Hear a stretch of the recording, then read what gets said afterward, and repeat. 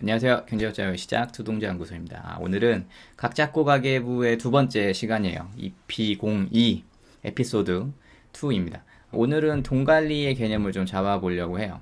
저번 시간에 뭐 이것저것 얘기했잖아요. 뭐 가계부를 다운로드 받게 하기도 했고, 그리고 가계부의 기본적인 전략이 무엇인지에 대해서도 한번 이야기를 했었어요. 우리가 가계부를 쓰는 거지만 그 안에는 소비 컨트롤을 통해서 투자 금액을 좀 늘려서 미래에 10년이든 20년이든 그 미래에 내가 노동에서 해방이 되는 그런 개념을 좀 이야기했었는데, 이런 돈 관리에 대한 개념이 그게 다가 아니라 알고 있어야 될 게 좀 더 있어서 이야기하려고 합니다. 일단 각 잡고 가계부 1편을 통해서 이제 목표가 혹시 생기셨나요? 나는 평범한 직장인인데 뭐 사업을 하는 것도 아니고 뭐 특출난 능력이 있는 것도 아니지만 자신의 자산을 이용해서 뭐 경제적 자유라든지 월 100만 원씩은 꾸준히 들어오는 그런 파이프라인을 만들 거야 라든지 그런 목표가 혹시 생기셨나요? 만약 목표가 생기셨다면 그거를 얼마나 걸린다고 좀 혹시 생각을 하세요? 뭐 10년이나 15년? 뭐 20년? 뭐 그렇게 생각을 하시나요? 그리고 방법은 어떻게 할 건지, 소비 컨트롤을 어떻게 할 건지, 투자를 또 어떻게 할 건지 뭐 이런 거에 대해서 저번 영상을 보고 관심이 있으셨다면 살짝이라도 이렇게 생각을 해보셨을 거라고 생각이 들어요. 근데 제가 오늘 이야기할 거는 소비 컨트롤이 투자보다 선행되어야 하는 이유에 대해서 이야기를 할 거예요. 근데 이거는 목표가 있는 사람만 이해가 돼요. 저번 영상에서 전략에 대해 좀 얘기를 했잖아요. 이걸 이해하고 있는 분만 이해가 되니까, 만약에 이 영상을 맨 처음 보시는 분이라면 에피소드 1을 보고 오실 거를 추천을 드립니다. 소비 컨트롤이 투자보다 선행되어야 하는 이유에 대해서 좀 간략하게 얘기를 해볼게요. 만약에 500만 원을 수입을 올리고 있는 사람이 있어요. 500만 원의 수입을 얻고 있는 사람이 있다고 치면 전에 전략에서 얘기했듯이 64%인 320만 원은 투자를 하고 연 8%라는 좀 상식적인 투자 수익률이죠. 연 8%를 얻을 수 있는 어떤 자산에 투자를 하고 36%는 소비를 한다고 볼게요. 180만 원을 소비하는 거죠. 근데 이게 굉장히 이상적인 목표예요. 이상적인 목표고, 만약에 이런 식으로 소비 컨트롤을 한다고 하면은 10년 후에는 모은 자산만으로 월 180만 원을 충당할 수 있는 그런 돈을 얻게 됩니다. 물론 인플레이션까지 다 포함을 해서 얻을 수 있는 그런 돈이었어요. 근데 인생이라는 게 호락호락하지가 않죠. 내가 계획한 대로 이렇게 되지 않아요. 그래서 실제로는 사실 이렇게 소비를 36% 이끌어가는 분들은 좀 고소득자인 경우가 많고, 500만 원 정도 번다? 600만 원 정도 번다? 하면은 소비를 이렇게 이어나가기는 좀 힘들 거라고 저는 생각이 들어요. 불가능하다고는 얘기 안 할게요. 조금 힘들 거예요. 그래서 실제로는 보통 500을 번다 치면은 50%는 투자를 하고, 그러니까 뭐 내가 번 돈은 그냥 투자를 하자, 그리고 배우자가 번 돈은 우리가 쓰자, 뭐 이런 식으로 해서 돈 관리 하시는 분들이 많은 걸로 알고 있어요. 그래서 50%는 투자하고 50%는 소비를 하는 거죠. 근데 이런 케이스도 저는 저축을 굉장히 잘하는 분이라고 생각합니다. 보통 저축은 한 30% 정도밖에 아마 거의 못할 거예요.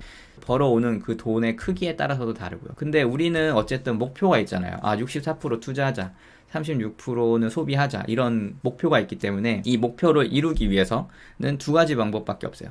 더 벌거나 줄이거나. 내가 돈을 더 벌거나 줄이면은 목표를 이룰 수는 있잖아요. 그래서 이거를 토대로 6436 비율을 맞추려면, 만약에 더 번다는 쪽을 선택을 하려면 내가 어떤 버는 돈의 36% 되는 돈이 250만 원이어야 되잖아요. 그러니까 36%로 이 소비 금액을 나눠주면은 총합은 694만 4,444원이 됩니다.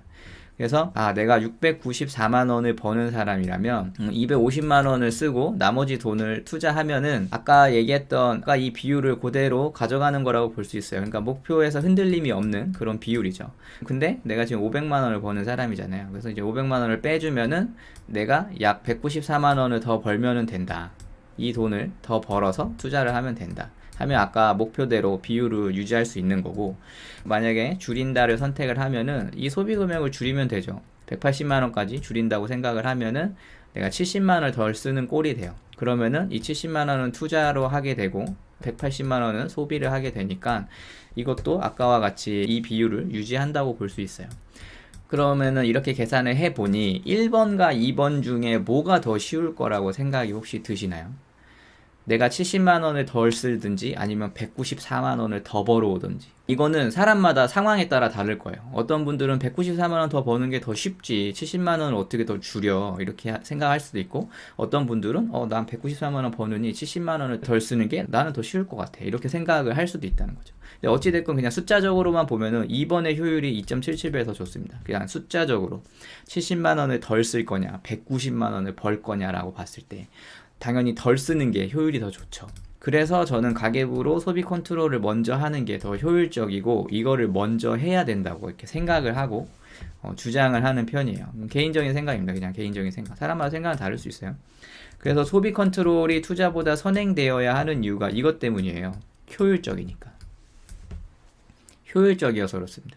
더 효율적이니까 투자보다는 소비 컨트롤이 먼저 해야 되는구나, 이렇게 먼저 생각을 했던 거죠. 그러면은 줄이는 게 더 효율적이니까 이걸 무조건 해야 된다? 뭐 이런 건 아니에요. 사실 정답은 없습니다. 예. 아까 얘기했듯이 더 버는 게 더 편한 분들도 있어요. 예. 그리고 더 이상 못 줄이는 분들도 있어요. 이게 방금 500으로 잡아서 그렇지, 만약에 300으로 외벌인데 300으로 잡아봐요. 그럼 어떻게 34%를 쓰면서 돈을 모읍니까? 못 모으지. 기초 생활비라는 게 있는데. 그러니까 이거는 각자의 상황과 그리고 라이프 스타일에 따라 다른 거예요. 그래서 가계부를 쓰세요, 뭐 어떻게 하세요, 뭐 이렇게 하기가 굉장히 어려운 거예요. 사람마다 다 다르고, 전에도 얘기했지만 10,000명 있으면 10,000명의 인생이 있습니다. 그러니까 그 사람한테 감히 어떠한 잣대를 들이댈 수가 없는 거죠. 가계부 쓰셔야지 부자 돼요, 안 쓰면 거지 돼요, 이렇게 할 수가 없는 거예요. 안 써도 부자 되는 사람이 있겠지, 써도 거지 되는 사람이 있겠죠. 근데 그 확률이 경험에 의해서 쓰는데도 그지가 되는 사람이 확률이 낮다고 생각을 하니까 이런 얘기를 하고 있는 거죠. 그리고 이 1번과 2번이 둘 다 안 될 수도 있어요. 나는 더 벌 수도 없고 더 줄일 수도 없다, 이런 사람도 있을 겁니다. 근데 뭐 둘 다 안 된다고 세상 끝나는 거 아니죠. 예. 이런 사람들은 노동기간을 좀 더 늘리면 돼요. 이거는 지금 10년으로 잡았잖아요. 10년을 기준으로 잡은 거니까 타이트하죠. 굉장히 타이트하죠. 지금 조상 대대로 경제적 자유를 얻지 못했는데, 그냥 평범하게 공부해서 평범하게 회사 다니는데 갑자기 뭐 이거 10년 한다고 경제적 자유 얻고 이러는 거 자체가 굉장히 타이트할 수밖에 없습니다. 타이트하는 게 맞는 거죠. 네. 근데 이게 만약에 안 된다 하면은 이 비율 계산 잘 해보면은 기간을 또 구할 수 있어요. 노동 기간이 10년이 아니라 뭐 15년으로 늘어나든 20년으로 늘어나든 어찌됐건 목표가 있고, 그 목표를 이루기 위한 기간은 좀 늘어날 수밖에 없지만 그 목표가 있다는 것만으로 동기부여가 되니까 저는 충분히 가치 있는 일이라고 이렇게 생각이 듭니다. 소비 컨트롤이 투자보다 선행되어야 하는 이유에 대해서 얘기를 했는데 좀 얘기가 좀 많이 길어졌죠. 네. 두 번째는 이제 개인연금 흐름과 회사 현금 흐름을 이제 작성을 할 거예요. 예. 그래서 2부에서는 개인연금 흐름과 회사 현금 흐름을 작성하는 시간을 갖도록 하겠습니다. 예. 이번에도 나눠야 될 것 같네요.